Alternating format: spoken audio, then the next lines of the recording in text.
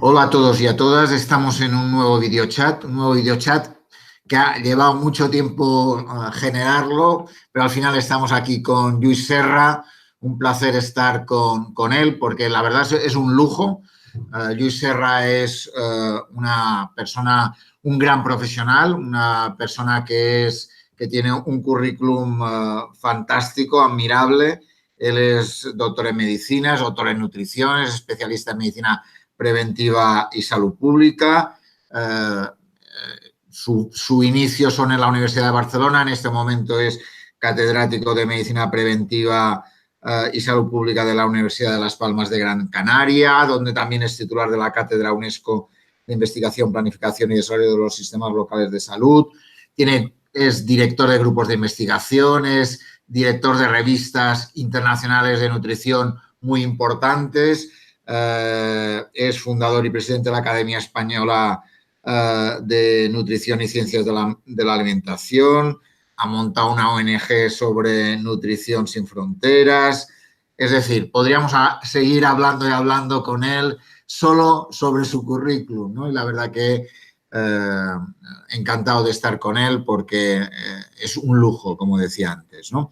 El videochat tiene un hashtag que, como se va a tuitear al mismo tiempo que vamos a hablar, que es pregunta alimentación, y tenemos bastantes preguntas es un tema interesado para las personas, para los pacientes de la Escuela de Pacientes, sobre qué cosas son importantes para la nutrición, para la alimentación de los pacientes, ¿no? Por tanto, encantado, Luis, de estar contigo en este rato. Bueno, muchísimas gracias a vosotros. La verdad que hacéis una labor encomiable y un liderazgo en este campo encomiable, espectacular, ¿no? Muchas felicidades a ti por esta iniciativa y por toda tu trayectoria. Realmente ejemplar. Muchas gracias. Pues vamos a ello. Hay una serie de preguntas que van ligados al tema de algunas enfermedades. Esta semana, Día Mundial del Cáncer de Mama, y hay una pregunta sobre aceite de oliva y cáncer de mama. Y preguntan, ¿es verdad que protege el aceite de oliva en el cáncer de mama? Hasta donde nosotros sabemos, sí, tenemos evidencia de distintos tipos de estudios epidemiológicos, alguno incluso experimental, que nos hablan de un papel protector, sobre todo del aceite de oliva virgen extra, ¿no? Es el aceite que tiene más beneficios. Esto se ha visto en muchas poblaciones, tanto mediterráneas como no mediterráneas, es decir, que es difícil que haya un sesgo asociado a la mejor alimentación, aunque puede haberlo, porque normalmente la gente que toma aceite de oliva y aceite de oliva de calidad tiene una alimentación más adecuada. Pero en cualquier caso, no podemos renunciar al aceite de oliva en nuestro entorno. Es una elección demasiado importante. Es decir, ante la tentación de utilizar otros aceites que aparentemente parecen más baratos, el aceite de oliva claramente es muy superior. Y lo voy a explicar muy brevemente. Si nosotros analizamos nuestra cesta de la compra en términos globales, podemos ver en qué nos gastamos nuestro dinero. Esto es difícil hacerlo, pero merece a veces la pena hacer el ejercicio. Cuando calculamos el dinero que nos gastamos en aceite de oliva a lo largo del año, este representa un 2% de nuestro presupuesto aproximadamente. Sin embargo, nos aporta un total de 15% de nuestras calorías, es decir, unas más de 100, 150, 200, incluso en algunas veces 300 calorías o 400 en algunos pacientes. Por tanto, es evidente que es una elección muy importante el aceite de oliva y, por supuesto, para la prevención del cáncer de mama, mucho mejor. Por tanto, aceite de oliva virgen extra, ¿no? Decías, ¿no? En ese sentido. A ser posible, sí. Sé que es difícil porque es un poco más caro, pero esta medio euro de diferencia, €1 que puede costar, vale la pena. Muy bien. Hay una segunda pregunta sobre el aceite de oliva y preguntan si tiene un efecto antidepresivo. También lo hemos analizado, aunque sí que hay una cierta evidencia que nos puede proteger el aceite de oliva virgen extra de la depresión. Los mayores beneficios en torno a la depresión y la dieta mediterránea los encontramos en los frutos secos, sobre todo en las nueces. En las nueces, las avellanas, las almendras, los pistachos es donde está el mayor potencial de ingredientes que pueden tener efectos antidepresivos, también en el pescado azul y por supuesto también en el aceite de oliva virgen extra, pero en este orden, es decir, hay alimentos que parece que tienen un efecto algo superior. Muy bien. Tenemos una pregunta, ya he dicho que vamos a hablar de diferentes enfermedades, hablamos de alimentación como tema transversal y hay un grupo de personas que tienen fibromialgia que nos preguntan sobre cuáles son las líneas claves de una dieta para una persona que tiene fibromialgia. Nos preguntan. Realmente se ha estudiado algo, pero poco todavía. La fibromialgia responde a una enfermedad, digamos, todavía poco conocida, con un componente claramente inflamatorio. Por tanto, todos aquellos ingredientes de nuestra alimentación que tengan un efecto antiinflamatorio, todas las dietas que disminuyen la inflamación crónica, que llamamos, serán buenas para la fibromialgia. Y los antiinflamatorios en nuestra alimentación, ¿dónde los encontramos? Pues básicamente en el mundo vegetal. Por supuesto, en las frutas y las hortalizas, también en el aceite de oliva virgen extra, también en los frutos secos, también en algunas legumbres. Ahí está todo el arsenal, digamos, terapéutico y antiinflamatorio en el té, por ejemplo, también un poco en el café, un poquito de vino. Ahí está toda digamos, el arsenal antiinflamatorio al que podemos recurrir en caso de fibromialgia o en general en caso de dolor, ¿no? Porque al fin y al cabo los mecanismos que regulan la inflamación y el dolor pues, son comunes en muchas patologías. Por tanto, hoy Día Mundial contra el Dolor puede ser un buen recuerdo, es decir, que has dicho aceite de oliva virgen extra, frutos secos, verduras y frutas, has dicho legumbres, ¿no? Que podían ser y has hablado de té y café, ¿no? Que podían ser elementos que ayudan a eso, ¿no? Efectivamente. Y en el caso del dolor, por ejemplo, nosotros hemos hecho muy recientemente una revisión de todos los estudios que se habían realizado en torno a la artrosis y la dieta mediterránea. Y parece bastante convincente que mejorando la adherencia a la dieta mediterránea también se reducen los síntomas, sobre todo de la artrosis y algunos signos, ¿no? Por tanto, yo creo que es en cualquier caso y para muchas patologías los beneficios son claros. Ahora, de aquí a decir qué alimento, esto es lo que no debemos caer en la tentación, porque tenemos que hablar de patrones. Y cuando hablamos de patrones, tenemos que hablar del patrón de dieta mediterránea, que es el más conocido y el que tiene ventajas, digamos, más evidentes. Cuando empezamos ya a poner mucho de un alimento y a quitar de otro y esto, entonces estamos haciendo cambios que no siempre van a dar los resultados esperados. De todas formas, es evidente que una dieta que tenga aceite de oliva, frutos secos, frutas y verduras, legumbres, estamos en el buen camino, ¿no? En ese sentido, ¿no? Totalmente. Sí, efectivamente. Tenemos algunas preguntas sobre, dicen, ¿carne o pescado? Siempre preferiblemente pescado. Siempre preferiblemente pescado. La carne tampoco hay que tener carnofobia, pero tiene dos componentes. En primer lugar, un consumo alto de carne se asocia a determinados tipos de cáncer, como el cáncer de colon. Pero yo creo que lo más importante es que el sistema actual de producción de carne que tenemos planteado tiene una huella medioambiental muy alta y está teniendo repercusiones importantes en algunos elementos de la agenda del cambio climático. Por tanto, si moderamos el consumo de carne, sobre todo de vacuno, mejor. Y si acaso consumir carne de otros animales, como puede ser pues, el conejo o el pollo, por ejemplo. Y tenemos que pensar muchas veces, también como pacientes, que nuestra salud es lo más importante, pero la salud del planeta también lo es y, por tanto, algunas de nuestras opciones tienen que ir encaminadas a proteger también la salud del planeta. ¿Y pescado azul mejor Normalmente mejor el pescado azul y a ser posible de tamaño no muy grande. Es decir, los pescados grandes representan el final de la cadena trófica y entonces son peces que se comen a peces más pequeños, peces más grandes que se comen a estos peces más pequeños y al final el gran pez, el gran atún o el tiburón o el gran pez espada que se come. Entonces se acumula algunos metales pesados como el mercurio y por tanto en especies grandes o muy grandes no hay que abusar de ellas tampoco.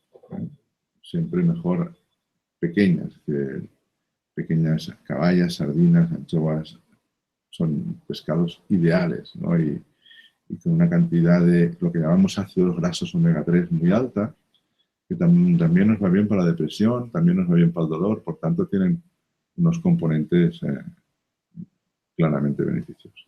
Por tanto, pescados azules y pequeños, ¿no? En ese sentido decías. Exacto.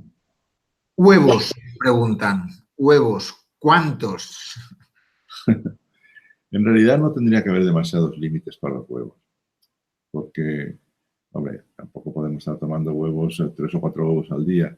Pero estos límites que se ponían antes de decir, no, más de 2 huevos a la semana, esto era porque no se conocía la nutrición o algunos elementos de la nutrición que conocemos ahora. Hoy sabemos que en la cantidad de colesterol que tiene un huevo influye muy poco en el colesterol de nuestra sangre. Es decir, hay otros elementos que influyen más, como son la cantidad de grasas saturadas que consume o incluso la cantidad de azúcares que puede consumir uno, pero no la cantidad de colesterol. Y el huevo lo que tiene sobre todo es colesterol y buenas proteínas. Por tanto,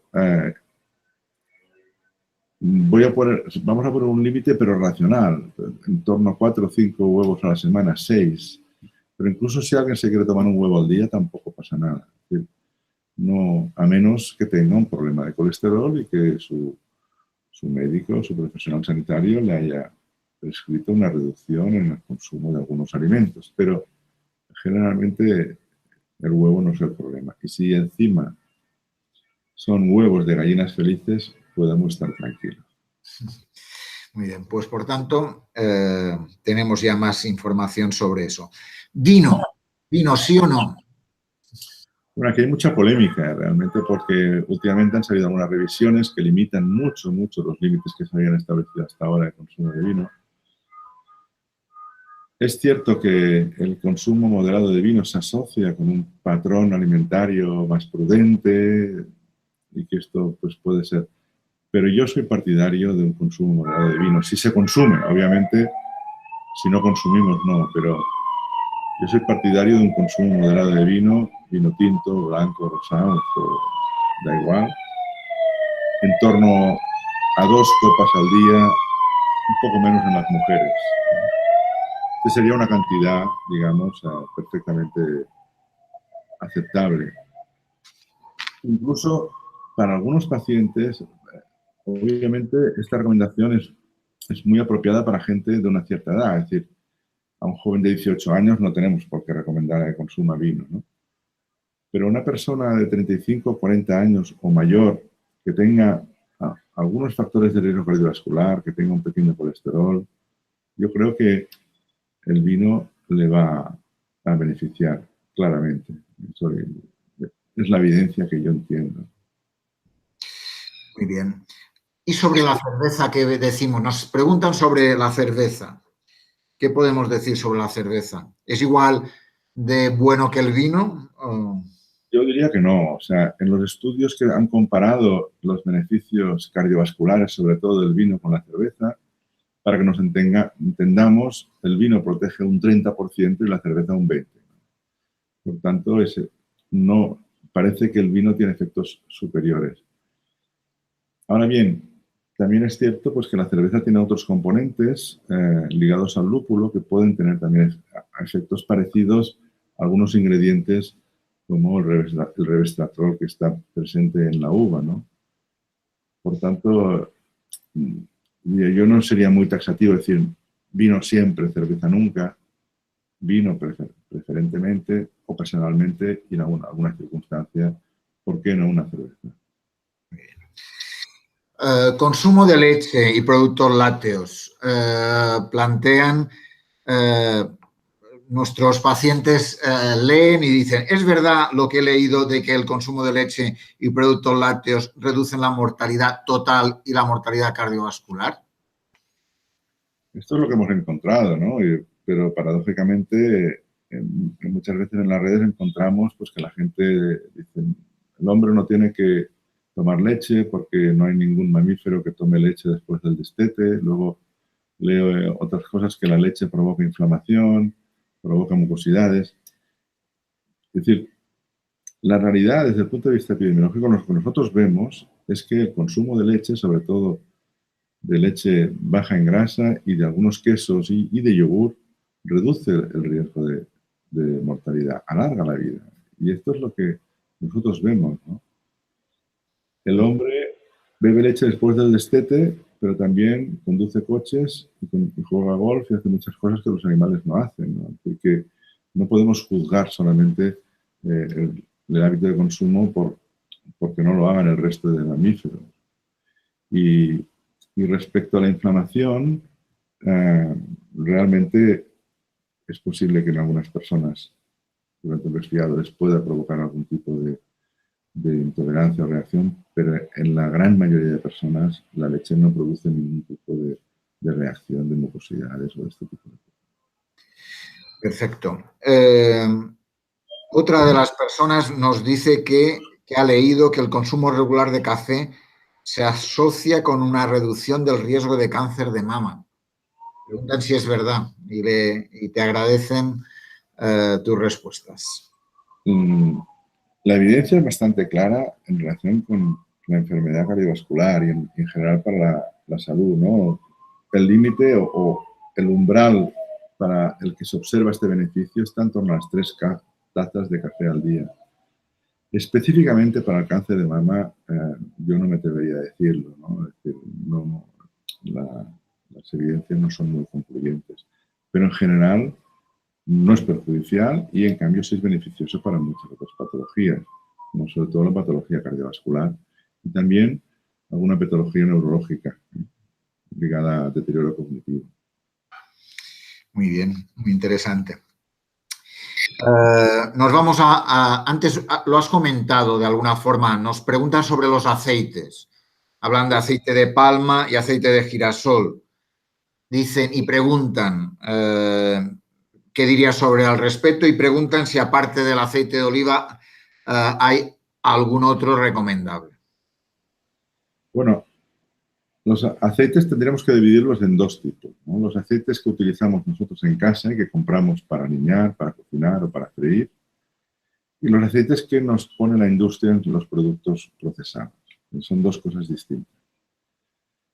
En casa, en nuestro entorno, en Andalucía, en España, en nuestro entorno mediterráneo, aceite de oliva. Si puede ser aceite de oliva virgen extra, es la elección, es la mejor elección. A nivel de la industria, la peor elección que han hecho últimamente es incorporar cantidades masivas de aceite de palma, porque esto ha provocado que en la mayoría de productos de bollería o muchos productos procesados haya hasta más de un 10% de aceite de palma. Si sumamos lo que representa esto a nivel mundial,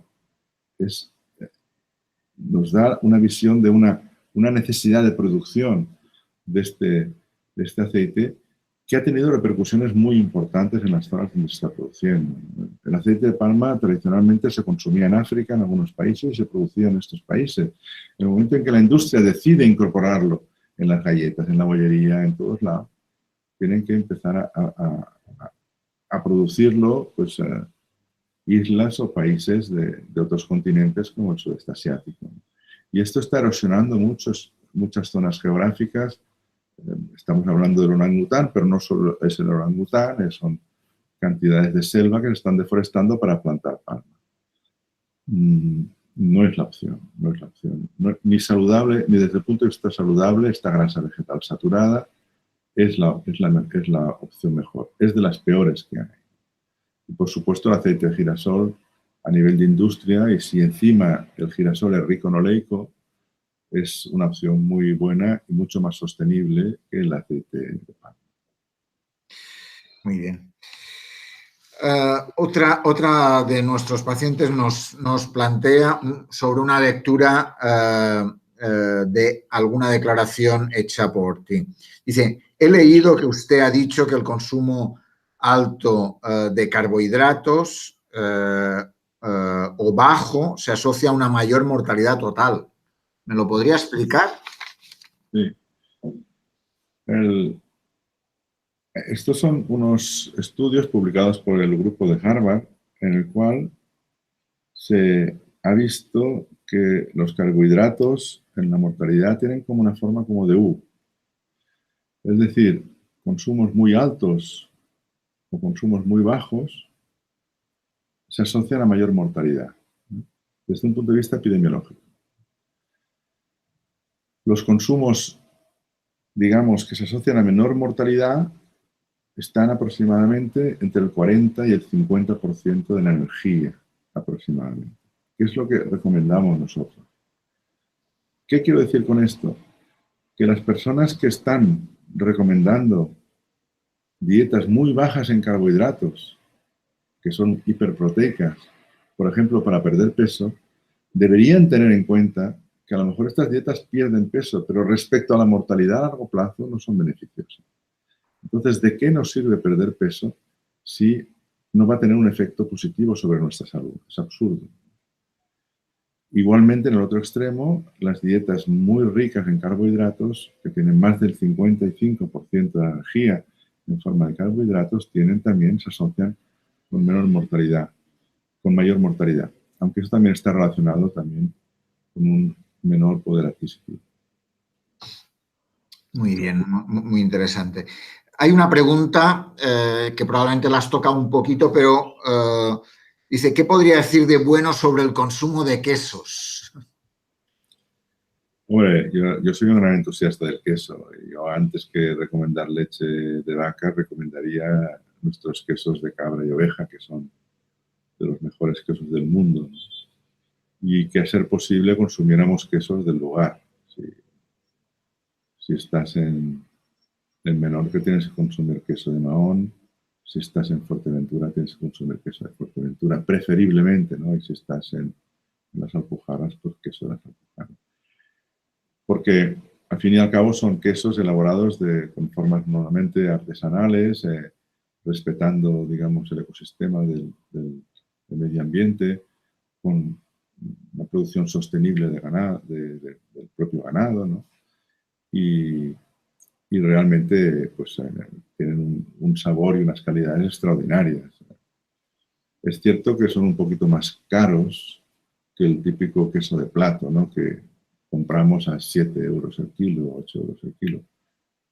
Pero a veces vale la pena gastar un poco más, invertir en nuestra alimentación, porque es una de las mejores formas de invertir en salud.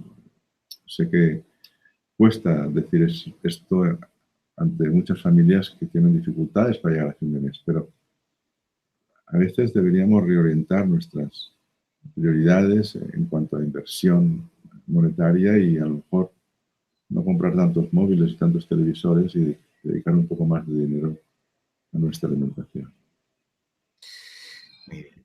Por tanto, quesos cercanos, ¿no? Básicamente de cabra y oveja de las zonas en las que vivimos, ¿no? Y que tengan un procesado más natural y más ligado a la tierra, ¿no? Y si existe transhumancia, entonces mucho mejor, porque resulta que el ganado no va a estar estabulado, va a estar caminando y va a buscar los mejores pastos. Y los mejores pastos están las mejores hierbas, las mejores flores y los mejores ingredientes para este queso, ¿no? Por lo tanto, es que no se puede comparar. Muy bien. Hay una pregunta alrededor de una afirmación que dice la paciente que has dicho. Dice, hay que pensar menos en nutrientes y en alimentos y en nuestra salud como objetivo y pensar mucho más en el sistema alimentario y medio ambiente. Pregunta si lo podrías explicar, si es así y si lo podrías explicar. Sí, o sea, la nutrición la hemos a veces dirigido mucho a llevarla a solucionar nuestros problemas de salud, ¿no? Nuestro corazón, nuestro colesterol. y hemos pasado de los macronutrientes, de las grasas, luego a las vitaminas, luego hemos pasado a alimentos, luego a patrones alimentarios. Y yo creo que debemos pensar en el sistema alimentario, porque lo importante no es consumir más pescado, por ejemplo, sino consumir un pescado en unas condiciones adecuadas, en un entorno adecuado, en un mar adecuado, de una forma respetuosa. Lo importante no es comer fruta, sino comer fruta de temporada, de nuestro entorno, no tomar por capricho pues, un mango importado de Brasil, pues puede estar bien una vez al año, pero no como costumbre. Esto es lo que quiero decir. Es decir, no solo es importante pensar en patrones alimentarios, sino sobre todo en sistemas alimentarios, en cómo estos alimentos se producen y se distribuyen y llegan a nuestra mesa, ¿no? Que seamos conscientes de que es mejor consumir una buena carne de cerdo, de un cerdo, digamos, criado en unas condiciones adecuadas, que estar comiendo todos los días carne de cerdo estabulado y criado en malas condiciones, ¿no? Este es el mensaje. Es decir, fruta de temporada, pescados cerca de donde vivimos, ¿no? En ese sentido, ¿no? Lo dices. Exacto. Y porque también, tenemos tendencia, incluso las fruterías y tal, de traernos fruta de donde sea, ¿no? Y de tomar, pues mira, yo ahora voy a tomar melón todo el año. Ya está. Bueno, pues al señorito se le antoja tomar melón todo el año. Nosotros de pequeños no tomábamos melón todo el año. Esto es nuevo de ahora, ¿no? Entonces, o manzanas que vienen de Chile o que vienen de la China. Es decir, no tiene mucho sentido. Tenemos que acostumbrarnos a aprovechar los recursos que nos da la tierra y a respetar las estaciones, porque si hay estaciones es por algo, ¿no? Una pregunta sobre el agua. Nos dicen, ¿cuál es la ingesta de agua que crees recomendable? Según la Agencia Europea de Seguridad Alimentaria, que es un organismo no vinculante de la Unión Europea, se necesitan 2 litros las mujeres y 2,5 litros los varones, contando el agua que proviene de las bebidas, o sea, del agua fundamentalmente líquida y de los alimentos. Pensemos que, por ejemplo, hay alimentos como las ensaladas que son 80% agua. Por tanto, son alimentos líquidos prácticamente. O las frutas. En cambio, hay alimentos mucho más secos. Aproximadamente el 25% del agua que nosotros ingerimos todos los días, hasta un 30%, proviene de los alimentos. Y el resto proviene fundamentalmente del agua y también de otras bebidas como las infusiones, el café o los caldos, por ejemplo, o alguna cerveza o refresco que podamos beber, ¿no? Todo esto es el agua líquida, pero el agua en alimentos es muy importante. Las dietas más sanas, más vegetales, tienen más agua y por tanto necesitamos beber menos líquido. Muy bien. Por tanto, alimentos ricos en agua y consumo de agua. Las dos cosas son necesarias para complementar, ¿no? En ese sentido. Es más importante de lo que la gente cree beber agua, porque cuando no bebemos, llegamos de una forma muy rápida a un estado de deshidratación leve. A nivel cerebral es importante para la capacidad de concentración, para la capacidad de manejo, por ejemplo, de maquinaria o de un coche, para la velocidad de las ciertas respuestas. Y también es muy importante desde el punto de vista digestivo y desde el punto de vista renal, ¿no? Tener un consumo adecuado de agua. Muy bien. Hay algunas preguntas que tenemos que también van un poco ligados un poco a la globalidad, temas que veo que te interesan mucho. Dice si el tema de alimentos y plaguicidas y plantean hasta qué punto si estamos en una situación legal o en algunos casos estamos en una situación ilegal.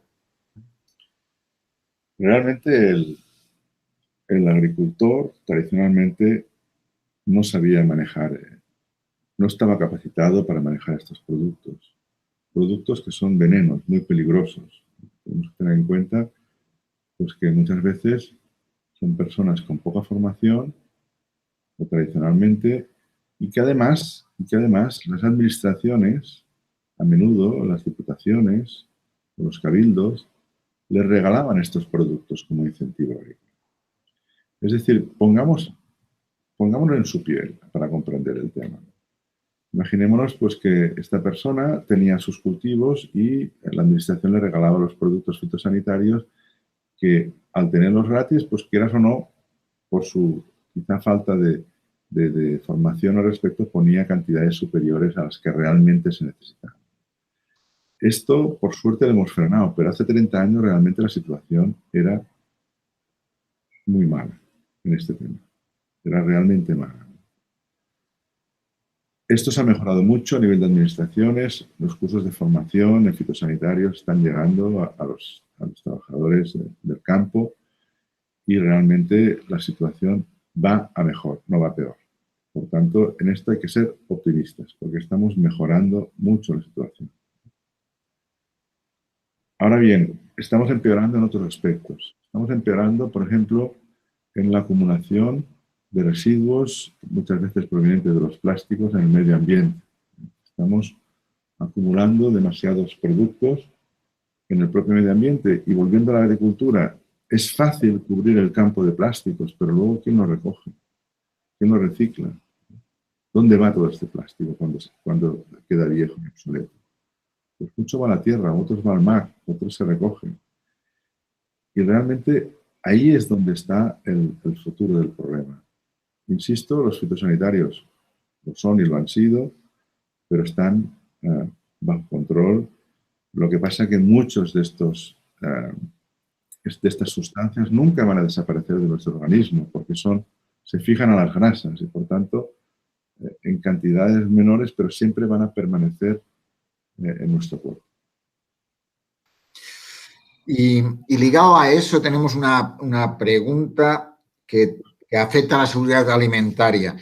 La hace Ana Pacheco y nos dice, aunque es un tema para debatir largo y tendido, preguntan tu opinión sobre las actuales normativas y reglamentos, tanto europeos como nacionales, sobre seguridad alimentaria. Y pregunta más, dice, ¿la información dada al consumidor es veraz? ¿Es útil? Bueno, realmente hemos dado en el pasado mucha importancia a la seguridad alimentaria, quizá demasiado, ¿no? Porque el que producía los alimentos era un experto en seguridad alimentaria y en torno a la seguridad alimentaria giraba la producción de alimentos. Aditivos que permitieran un nulo crecimiento bacteriano, emulgentes, emulsionantes, edulcorantes, cantidad de sustancias muchas veces orientadas más a la propia seguridad y al propio producto que a criterios de nutrición y de salud. Yo pienso que ha llegado el momento de que en el centro de la elaboración de los productos haya nutricionistas formados específicamente para ello y que tengan una visión transversal del problema, ¿no? Y que realmente la nutrición esté digamos, como primera prioridad, la salud, la nutrición, la sostenibilidad, etc. La seguridad, afortunadamente, la hemos conseguido y la tenemos. Ahí siempre hay algunos riesgos, por supuesto, pero son riesgos mínimos. El sistema funciona y el consumidor tiene que estar tranquilo. Ahora bien, ¿la información es clara o veraz? Veraz sí, clara no tanto, porque el etiquetado muchas veces es difícil de leer y de entender. Y realmente esto es una asignatura pendiente, ¿no? Hacer etiquetados que puedan ser comprendidos mejor. Incluso a lo mejor aprovechar las nuevas tecnologías para poder leer mejor el etiquetado, no lo sé, pero esto sin duda es una asignatura pendiente. Hay una pregunta que también tenemos sobre el tema de la importancia de reducir el sedentarismo. No va ligado a la alimentación, pero también tiene alguna relación. ¿Qué les podrías decir?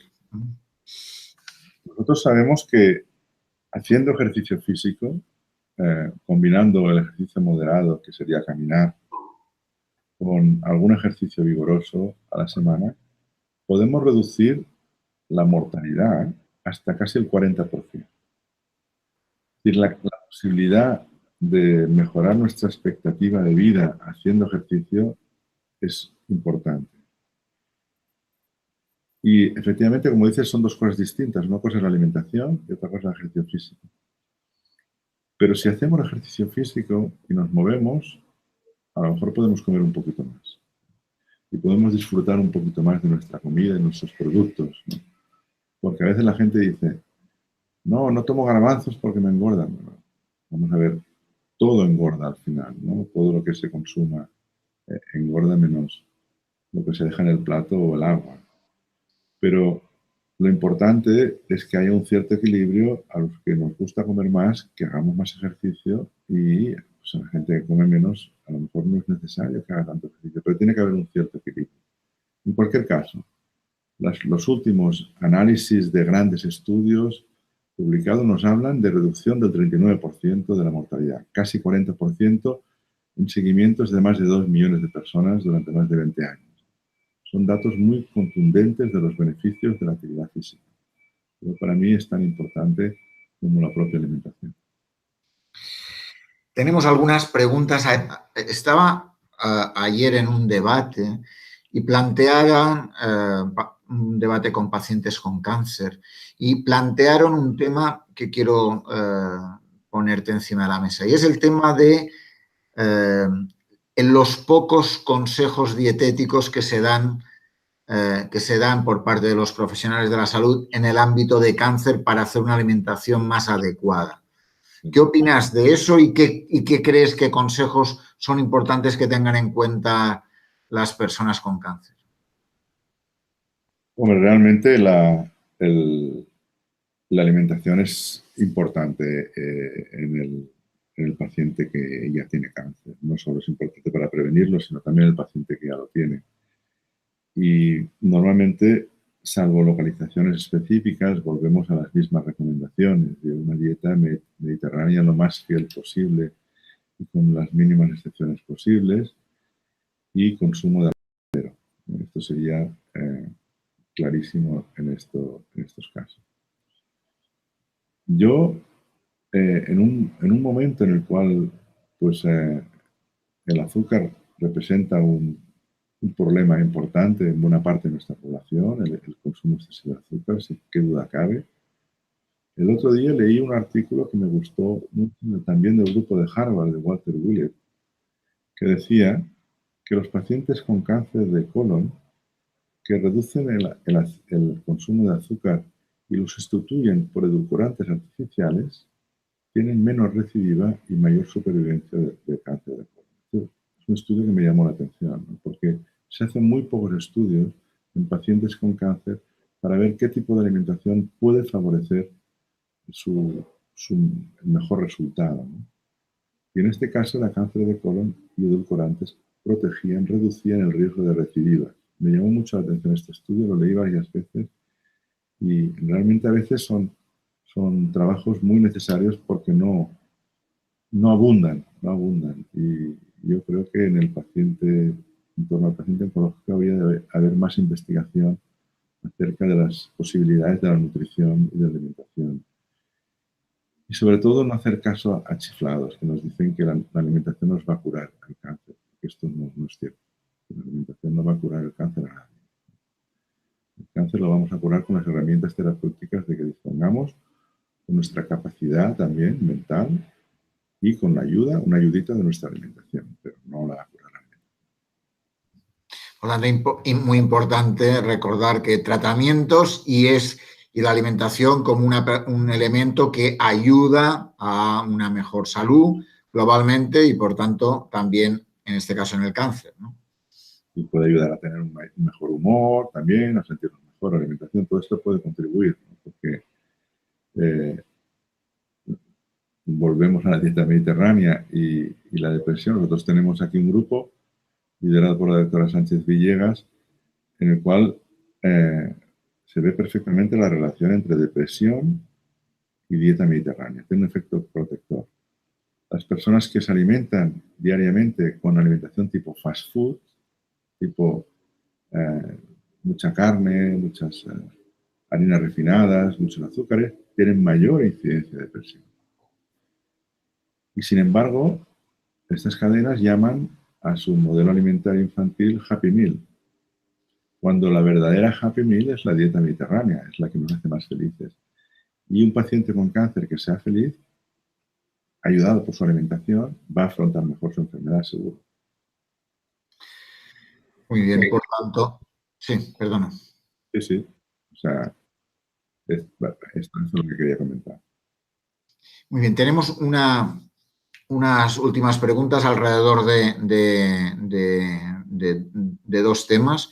Hay una persona que tiene una enfermedad pulmonar obstructiva crónica, una EPOC, y pregunta si hay algo que cree que podría aconsejarle que le ayudaría a mejorar su salud. Nosotros hemos hecho algún análisis, alguna investigación en relación con enfermedades obstructivas crónicas y alimentación. Y las frutas, sobre todo las verduras y las hortalizas, las ensaladas, es lo que mejor rendimiento, mejor resultado da. Aumentar, pero hasta la exageración, el consumo de hortalizas y de verduras. No significa una ración al día, no. Estoy hablando de 5, 6, 7, 8, 10 veces al día. Es decir, raciones importantes. Esto va a tener un efecto positivo. No sabemos muy bien por qué, si son por algunos carotenos presentes en las verduras, pero el efecto se observa en muchos pacientes y, de hecho, a nivel preventivo, sabemos que las personas, incluso fumadoras, que tienen un consumo alto de frutas, verduras y hortalizas, tienen menor incidencia de EPOC que las personas que tienen un consumo bajo. Generalmente, el fumador, por supuesto, tiene que dejar de fumar, pero uno de los problemas que tiene el fumador es que su postre es el cigarrillo en lugar de la fruta. Y por tanto, ya solamente por el hecho de fumar está menguando fruta a su alimentación.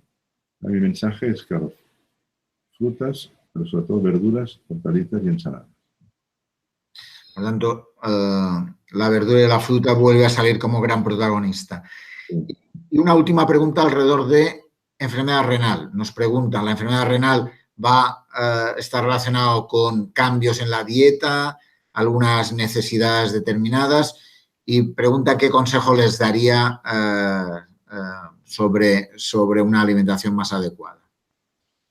A mí me gustaría poderles decir que la dieta mediterránea, pero lamentablemente para la enfermedad renal los beneficios de la dieta mediterránea no se han demostrado. Por tanto, también hay que decirlo. Yo creo que uno de los elementos más importantes que tenemos frente a la enfermedad renal es el aporte de agua y el aporte de sal. Reducir los alimentos y consumos muy altos de sal y aumentar el consumo de agua. Es la mejor recomendación que como especialista en nutrición puedo dar a estos pacientes. Por tanto, conllevaría pues toda una serie de recomendaciones alimentarias, pero ligadas a estos dos grandes ejes, menos sal y más agua.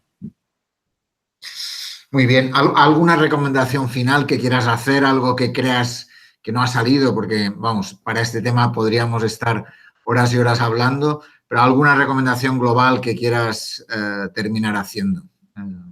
Yo creo que la nutrición hoy en día está viviendo cambios importantes. Parece que estamos reseteando nuestra alimentación y que tenemos que resetear nuestro sistema alimentario. En parte es cierto, pero yo creo que no es bueno nutrirse siempre de grandes titulares. Yo creo que tenemos en nuestra tradición, en nuestra cultura, el mejor modelo alimentario y por tanto lo que tenemos que hacer es recuperar estas tradiciones, estas recetas de nuestras abuelas, de nuestras madres y preservarlas para que las sigan consumiendo nuestros hijos y nuestros nietos.